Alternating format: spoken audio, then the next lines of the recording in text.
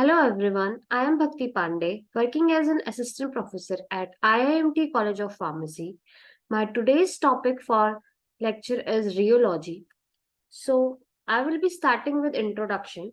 So, what is rheology? Rheology is the science which deals with the flow of fluids and deformation of solids. So, rheo means to flow and logos means science. Rheology is the study of flow of fluids and deformation of solids, as I have told you before. Rheology is the science or physics that concerns with the flow of liquids and the deformation of solid under stress conditions. So, study of flow properties of liquid is important for so many primary functions for any manufacturing of dosage form like simple liquids, gels, ointments, creams, paste, etc.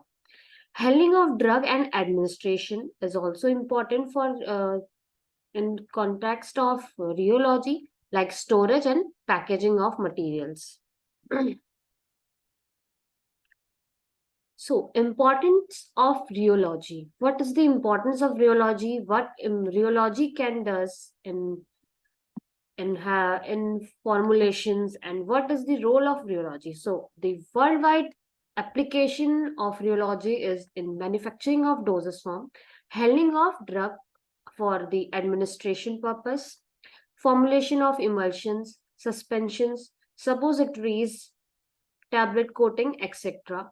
Formulation of medical and cosmetic paste, creams and lotions, fluidity of solutions for injection, etc. In mixing of flow materials and their packaging of containers, extrusion of paste from the tubes. So these all are the fundamentals or some manufacturing importance of the rheology. Next is which are the fundamentals, what are the basics of rheology are the Newton's law. The basic law is followed by rheology is Newton's law. So which are the elements, which are the factors which deal with Newtonian systems or Newton's law are called Newtonian systems, and which do not follow the Newton's law or Newton's law of rheology is known as non-Newtonian systems. So Newton's law states that the higher the viscosity of the system, greater is the adjacent stress required to attain some sort of shear strain, or we can say rate of shear. So it is the velocity of laws state that the stress between the adjacent fluid layer is proportional to the velocity gradient between the two layers. The ratio of shear stress is a constant and for a given temperature and pressure, and is defined as the viscosity coefficient or viscosity. That is, viscosity is denoted by eta, and the equation is F is directly proportional to G, or we can say F equals to eta G if we'll remove the proportionality constant. So here is F is the shear force and G is the rate of shear. Next up is viscosity. So what is viscosity is? Viscosity is basically the resistance to flow, and it is defined as the internal friction between two layers of liquid which resists the flow of fluids of liquid, and it is denoted by eta, or we can also say this as a viscosity coefficient, and it is denoted by poise, or its unit is poise or centipoise. Next is kinematic viscosity. Kinematic viscosity is something different from the normal viscosity. It is dependent on viscosity and the density of the system. So it is the ratio of the absolute viscosity of the system to the density of the liquid. It is denoted by V, and V is equals to mu rho, and the unit is Stokes or centistoke. Then factors affecting viscosity. Various factors that influence the viscosity are size of molecules, shape of molecules, intermolecular forces and temperature of the system. First of all, how temperature affects the viscosity. As we know that higher the viscosity is, higher the intermolecular forces between the particles.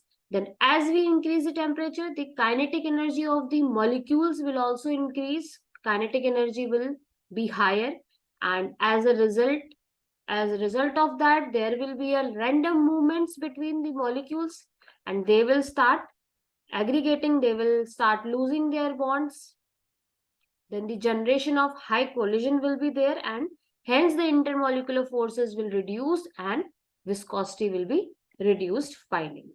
So this is the effect of temperature. As we can say, higher the viscosity, temperature will be indirectly influence viscosity. As we increase temperature, viscosity will be decreased, and so on. Next up is about main factors of rheology, or we can say two systems which deals with the entire rheological properties are the Newtonian systems, or we can say Newtonian fluids and non-Newtonian fluids. So what are Newtonian fluids are? Newtonian fluids are those who follows the Newton's law, which means what? Newton was the first scientist who discovered the flow properties of liquids in quantitative terms. Liquids that obeys the Newton's law are called as Newtonian system. The graph shown in this figure and the graph shown in this image, where F is equals to eta G, we can say the graph shown is in the x-axis there is a F which denotes the shearing stress, and the y-axis it's denote the rate of shear.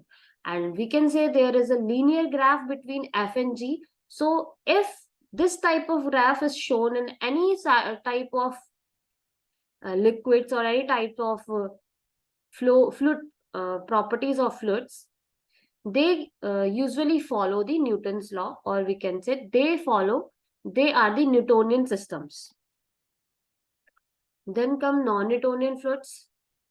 The system or the flow which do not follow the Newtonian flow or Newton's law are known as non-Newtonian systems, which fail to follow the Newton's law, that is liquid or solid.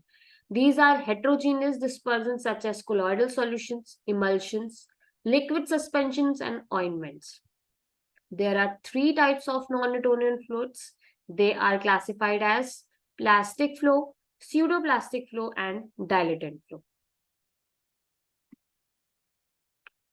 Here are the different rheograms of different types of flow. First rheogram is showing Newtonian flow, which follow the Newton's law, and the graph is linear. Then second one is of plastic fluid or plastic flow basically, which do not follow Newtonian system. As we can say, here is the x-axis and y-axis. The graph is starting, the graph is not starting with the origin, and there is some yield point, yield value we can say. After then, the graph is linear, and before that, the graph is not linear. The graph is not showing the leniency or linear property.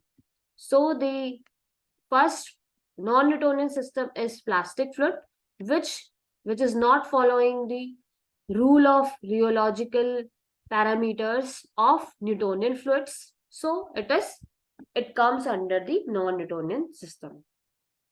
Then we can see the third graph, which is showing the pseudoplastic flow.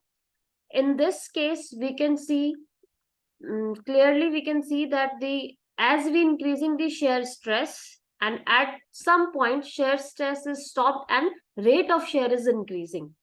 So in these type of preparations, we do not apply more stress. We apply some sort of stress, some minimum stress, and they used to flow and rate of shear increases, or we can say these are the uh, these are also be called as these are also called as shear thinning system. As we increasing the shear rate, viscosity of the system is decreasing, and we are getting higher rate of shear.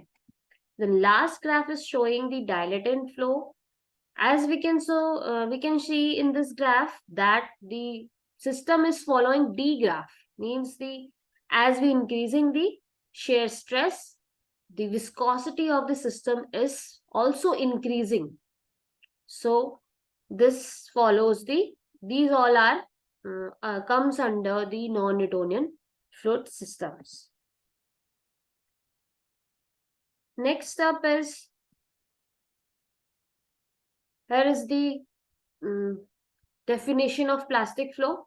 The plastic flow curve does not pass through the origin, and it interacts the shearing stress axis, and or will if the straight part of the curve is extrapolated on the axis at a particular point, referred to as the yield value as shown in the figure.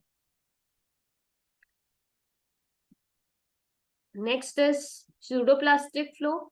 The curve of pseudoplastic material begins from the origin. As we can see in this graph, the graph is starting from the origin only. The curved rheogram of the pseudoplastic materials is due to the high shearing stress on the long chain molecules of material, such as linear polymers. So this rheogram is because of the high molecular materials, means these are the polymers which are having long chain polymers. Next up is dilatant flow. As we can see in this figure also, certain suspension with the high percentage of dispersed solids exhibit an in resistance to flow with increased rate of shear. In this system, we can say dispersed solid are more in quantity. Such systems actually increase in volume when sheared or called dilatant. If we increase the shear rate, the system will become more viscous. Dilatant materials are also called as shear thickening systems. When the shear is removed, the dilating system returns to its original state of fluidity. Next up is thixotropy. So, what are thixotropy and what is thixotropic mixtures? Thixotropy is defined as isothermal, comparatively slow recovery on standing of material of a consistency lost through a shearing. If it is the shear thinning system, when agitated and kept aside and is expected to return in its original state, but after some lag time. So this is the thixotropy. This is the diagram for thixotropy. Initially, if we put our formulation at rest, it will be in gel shape or in gel condition. When we apply stress, it will become sol. It will become fluid. It will become mobile. And after we stand it again, then it comes back to its original state of fluidity. So this is thixotropy. So the time dependent changes in various viscous nature of thixotropy finds its major application in pharmaceutical formulations. They include hydrogels, ointments, suspensions, emulsions, etc. Through various routes, there are various routes via these formulation can be used, like oral, topical, ophthalmic, and mucosal administration. Next is determination of viscosity. So viscosity can be determined by various types of viscometers, such as single point or 1 point, we can say, or multi-point. Then various equipments in single point and multiple point. These are as follows. First is capillary viscometer. As capillary viscometer will start from the basic capillary